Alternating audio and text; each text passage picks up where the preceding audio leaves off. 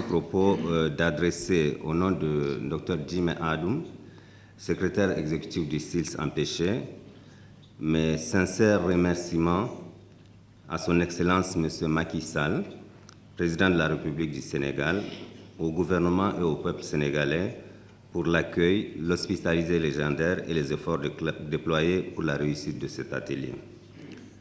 La présence des plus hautes autorités en charge de l'environnement, des États membres de la CEDEAO, du SILS et de l'UEMOA à cette rencontre témoigne de l'intérêt qu'ils accordent aux questions liées au changement climatique.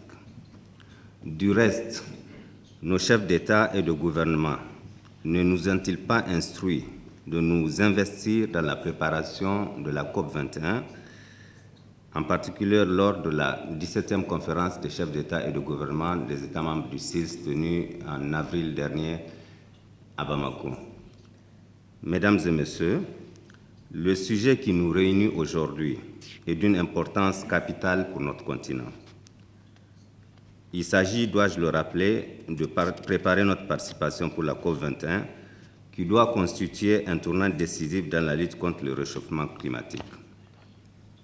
Le SILS, notre institution commune, a toujours joué un rôle prépondérant dans la lutte contre les changements climatiques à travers la mise en œuvre de plusieurs activités, notamment la génération de connaissances scientifiques sur le climat et la vulnérabilité des secteurs stratégiques face au climat, ainsi que sur l'adaptation et l'atténuation.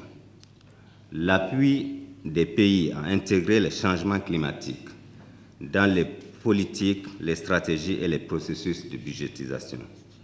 Le renforcement des capacités pour l'accès au financement carbone, le suivi environnemental et la gestion des ressources naturelles, le financement de micro-projets d'adaptation portés par les acteurs de la société civile et des collectivités territoriales.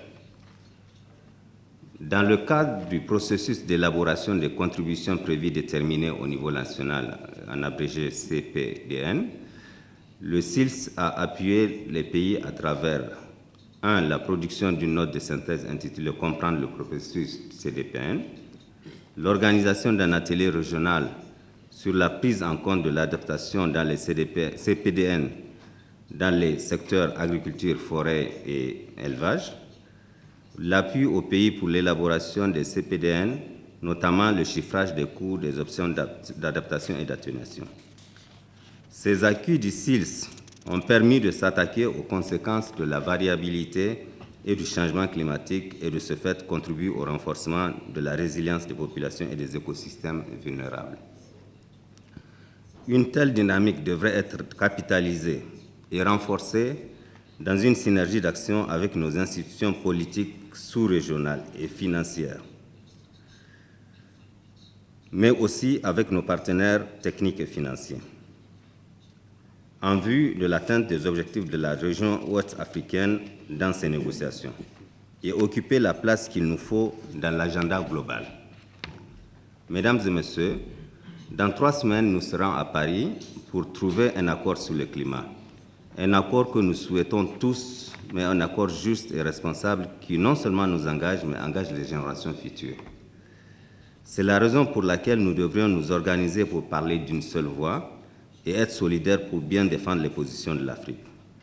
Certes, la tâche ne sera pas aisée, mais ensemble, nous sommes forts et nous pouvons faire entendre notre voix pour mieux exprimer les préoccupations des populations sahéliennes et ouest-africaines,